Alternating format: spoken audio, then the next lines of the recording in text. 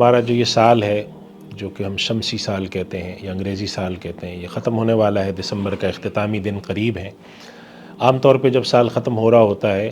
تو اس موقع پر لوگ نیا سال بھی مناتے ہیں، کچھ آتش بازیاں کرتے ہیں، ایک دوسرے کو پیغامات دیتے ہیں، اور اس موقع پر بسا اوقات تقریبات منعقد ہوتی ہیں۔ تو ایک عجیب و غریب سی صورتحال ہوتی ہے، اس میں کچھ لوگ ناراض ہوتے ہیں، کچھ سمجھتے ہیں کہ یہ غلط ہے، کچھ سمجھتے ہیں صحیح ہے۔ تو ہمارا موقف اس میں کیا ہونا چاہیے؟ تو دیکھیں، بات یہ ہے کہ سال کا شروع ہونا یا سال کا ختم ہونا یہ کوئی ایسی چیز خوشی منانے کی نہیں ہے کہ جس کے بارے میں کوئی دین نے تلقین کی ہو یا دین نے منع کی ہو۔ اس وجہ سے اگر سماجی طور پر کوئی شخص سال کے شروع ہونے یا سال کے ختم ہونے کو کوئی اہمیت دیتا ہے، اہم سمجھتا ہے، اور وہ اپنے دین کا حصہ نہیں بناتا، تو اس حد تک تو یہ بات قابل قبول ہے کہ ایک سال ختم ہوا، ایک نیا سال شروع ہو رہا ہے، تو انسان اپنے لیے کچھ پروگرام طے کرتا ہے، کچھ اپنے لیے مقاصد طے کرتا ہے، کوئی ٹاسک طے کرتا ہے، اور لوگوں سے کہتا ہے کہ اتنا عرصہ ہمارا گزر گیا، اب اتنا اگلا سال آ رہا ہے تو اس کے اندر مجھے فلاں فلاں کام کرنے ہیں۔ تو اس وجہ سے اگر کوئی شخص اس حد تک یہ بات رکھتا ہے تو شرعاً اس کے اندر کوئی بڑی قباحت نہیں ہے کہ ایک انسان کہتا ہے کہ ایک سال میرا مکمل ہوا، اب اگلا سال آ رہا ہے، میں اس کے اندر مثال کے طور پہ اتنی کتابیں پڑھنے کا ارادہ رکھتا ہوں، اتنا صحت کے حوالے سے کام کرنے کا ارادہ رکھتا ہوں، عمرے پہ جانے کا، حج پہ جانے کا ارادہ رکھتا ہوں، کہیں باہر تفریح کے لیے میرے جانے کا منصوبہ ہے، اہل خانہ کے ساتھ اتنا وقت گزارنے کا منصوبہ ہے۔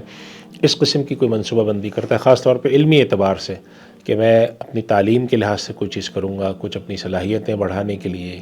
اپنے ٹیکنیکل اسکلز کو بڑھانے کے لیے، اس طرح کی جو چیزیں لوگ کرتے ہیں،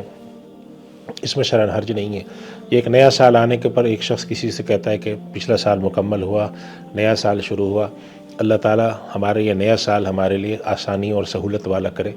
اس حد تک بھی کوئی حرج نہیں ہے کرنے میں۔ لیکن اس کے بعد پھر آگے جو نیو ایئر سیلیبریشن ہوتی ہیں، اس کے اندر پھر لوگ جمع ہوتے ہیں، بسا اوقات اس کے اندر رقص و سرود ہوتا ہے، پھر اس کے اندر بہت ساری ایسی خرابیاں پیدا ہوتی ہیں۔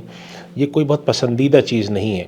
یعنی اس کو اگر ہم حرام نہیں بھی کہتے تو ہم یہ کہتے ہیں کوئی ترجیحی چیز نہیں ہے کہ لوگ اس طرح سے جا کر کام کرتے ہوں۔ بسا اوقات اس میں بہت غیر شرعی غیر اخلاقی باتوں کی بھی خبر ملتی ہے کہ وہاں تک بات جاتی ہے،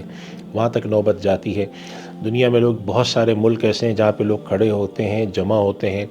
وہاں بہت آتش بازی ہوتی ہے۔ تو یہاں پر یہ سوال پیدا ہوتا ہے کہ جب ہم قربانی کے موقع پہ، حج کے موقع پہ اور دیگر دینی اخراجات کے اوپر اعتراض کرتے ہوئے کہتے ہیں کہ یہ پیسہ غریبوں پہ خرچ ہونا چاہیے، تو سوال ہے کہ یہ سوال تو ان چیزوں پہ بھی آتا ہے،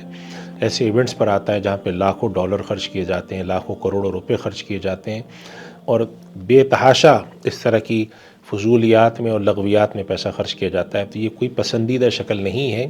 نہ دینی اعتبار سے پسندیدہ شکل ہے، نہ تمدن اور سماجی اعتبار سے پسندیدہ شکل ہے۔ لوگ اس چیزوں کو من حیث المجموع پسند نہیں کیا جاتا۔ تو سال کا شروع ہو، سال کا اختتام آ رہا ہو،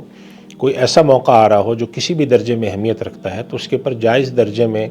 کوئی پیغامات کا تبادلہ کرنے میں یا نیک تمناؤں کا تبادلہ کرنے میں شرعاً گنجائش ہے، یا اگلے سال کی منصوبہ بندی کرنے میں، یا اللہ سے اظہار شکر کرنے میں کہ پروردگار تو نے توفیق کے ساتھ، خیر کے ساتھ اتنی مدت مکمل کی، آگے کی مدت بھی مکمل کرا دے، اس میں حرج نہیں ہے، اس کے کرنے کی گنجائش ہے، اور ان چیزوں کو اسی درجے میں رکھنا چاہیے۔ اس سے آگے بڑھ کے اس کی سیلیبریشن میں جانا، لاکھوں ڈالر خرچ کرنا، لاکھوں روپے خرچ کرنا، اور ایک خاص طریقے سے اس کو منانا، اور اس کے اندر پھر بسا اوقات قانون کی خلاف ورزی کرنا، شرعی اصولوں کی خلاف ورزی کرنا، یہ پسندیدہ طریقہ کار نہیں ہے۔ ہمارے سماج اور ہمارے تمدن اور ہماری اخلاقی اقدار کو متوازن ہونا چاہیے، معتدل ہونا چاہیے۔ بہت زیادہ غیر متوازن، غیر اخلاقی، غیر متمدن چیزیں جو ہیں اس کو نہ دین پسند کرتا ہے، نہ ہمارا سماجی ڈھانچہ اس کو پسند کرتا ہے۔ اللہ تعالی ہمیں عمل کی توفیق عطا فرمائے۔ وآخر دعوانا الحمدللہ رب العالمین۔ سوشل میڈیا پر سب سے قدیم اور سب سے ریلائبل برانڈ درسقرآن.com